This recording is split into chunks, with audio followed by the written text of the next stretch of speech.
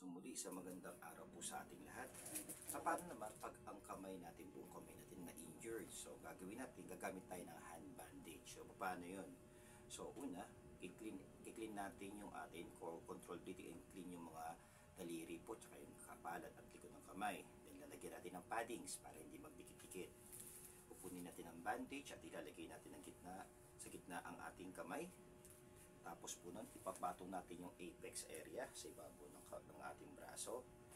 Lulupian, papaloob o papunta rito sa gilid po ng ating kamay. Ganun din po sa kabila.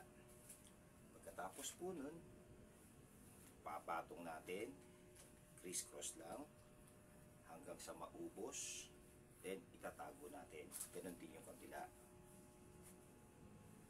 So, ngayon, pagka ganyan, wala namang buhol para madali ma-check agad sa hospital. Yan, tatago natin. And then, itong ating apex, ihilain natin. Then, ipapatong natin dito. At itatago. So, ito yung tinatawag nating hand bandage. Muli, isang magandang araw po sa ating lahat.